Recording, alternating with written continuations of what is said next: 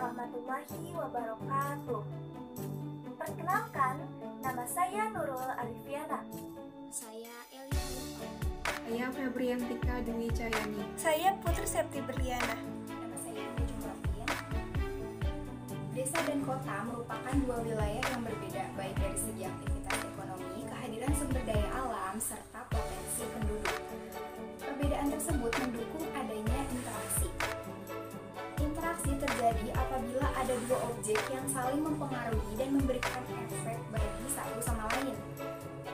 Ada berbagai bentuk yang dapat dikategorikan sebagai interaksi antara desa dengan kota. Di antaranya adalah pemenuhan kebutuhan bagi masing-masing daerah, kerjasama antara penduduk desa dengan penduduk kota, dan asimilasi atau penggabungan sifat yang tidak dimiliki oleh kota dengan sifat yang dimiliki oleh desa. Interaksi antara desa dengan kota disebut juga dengan interaksi wilayah.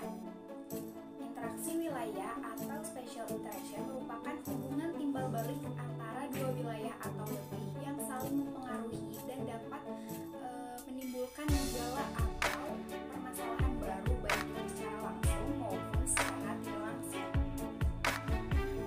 Interaksi desa dengan kota adalah proses hubungan yang bersifat timbal balik antar unsur-unsur yang ada dan mempunyai pengaruh terhadap perilaku dari pihak-pihak yang bersangkutan melalui kontak langsung. Berita yang didengar atau yang dibaca melalui surat kabar dapat melahirkan sebuah gejala baru baik secara fisik maupun non-fisik.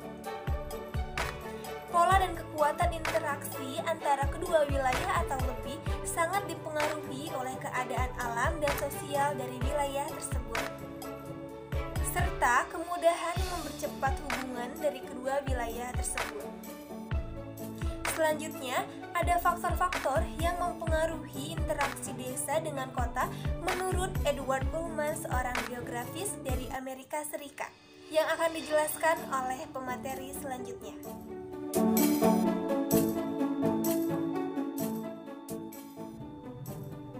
Pertama, adanya wilayah-wilayah yang saling melengkapi atau regional complementary.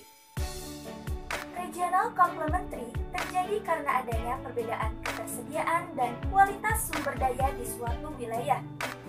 Di satu pihak, ada wilayah yang kelebihan atau surplus akan sumber daya seperti bahan pangan, bahan galian, dan lain-lain. Dan di lain pihak, ada wilayah yang kekurangan atau minus akan sumber daya tersebut. Dengan kata lain, hal ini perlu didorong oleh adanya permintaan dan penawaran akan sumber daya tersebut. Kondisi seperti ini sangat memperkuat untuk terjadinya interaksi, dalam arti saling melengkapi kebutuhan, di mana masing-masing wilayah berperan sebagai produsen dan konsumen. Perhatikan gambar di samping. Ini merupakan gambar hubungan interaksi antara beberapa wilayah yang saling melengkapi kebutuhannya. Untuk memudahkan pemahaman materi tersebut, saya akan membuat pemisalan. Misalkan, wilayah A saya misalkan dengan wilayah pertanian. Nah, kalian pasti tahu bahwa wilayah pertanian itu pasti akan kelebihan atau surplus akan bahan pangan, tetapi minus akan ikan dan barang elektronik. Wilayah B saya misalkan dengan wilayah pantai, di mana wilayah ini pasti akan kelebihan oleh ikan dan minus akan bahan pangan serta barang elektronik. Wilayah C saya misalkan dengan kota atau wilayah industri. Wilayah ini pasti akan kelebihan atau surplus akan barang elektronik, tetapi minus akan bahan pangan dan ikan. Maka, antara wilayah A, B, dan C harus saling melengkapi kebutuhannya. Oleh karena itu, hal inilah yang memicu untuk terjadinya interaksi antara wilayah A, B, dan C. Desa dan kota merupakan kedua wilayah yang sangat berbeda. Kota identik dengan kemajuannya di bidang industri, sedangkan desa identik dengan kemajuannya di wilayah pertanian atau penghasil bahan pangan. Oleh karena itu, antara desa dan kota harus saling memenuhi kebutuhannya, sehingga dapat terjadi interaksi antara desa dan kota. Yang kedua, adanya kesempatan untuk saling mengintervensi. Faktor ini merupakan cara bagaimana suatu wilayah dapat memindahkan sumber daya yang dimilikinya agar dibeli oleh wilayah lain yang lebih membutuhkan, lebih dahulu daripada pesaingnya yang memiliki sumber daya yang sama.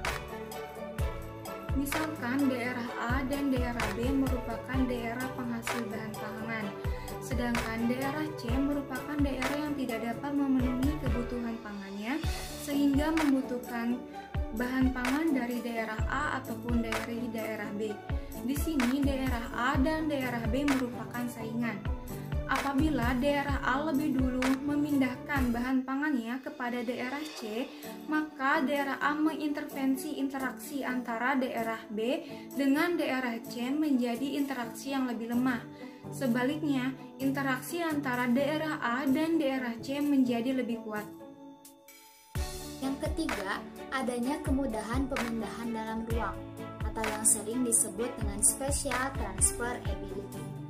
Kemudahan pemindahan dalam ruang ini maksudnya kemudahan untuk memindahkan suatu barang dari satu wilayah ke wilayah lain.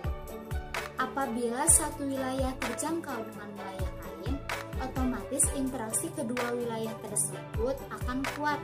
Oleh karena itu memudahkan proses pemindahan barang yang diperlukan oleh wilayah lain tersebut. Ada beberapa faktor kemudahan pemindahan dalam ruang ini. Di antaranya yang pertama, jarak antar wilayah. Jika jarak antar wilayahnya terpaut dekat, maka akan memudahkan proses interaksi wilayahnya. Yang kedua, biaya transportasi. Jika biaya transportasi dari satu wilayah ke wilayah lain terjangkau murah, maka akan memudahkan proses interaksinya. Dan yang ketiga, kelancaran dan kenyamanan sarana dan prasarana transportasi antar wilayah. Jika aksesibilitas wilayah itu terpaut, nyaman, dan lancar, maka akan sangat memudahkan proses interaksi antar wilayah.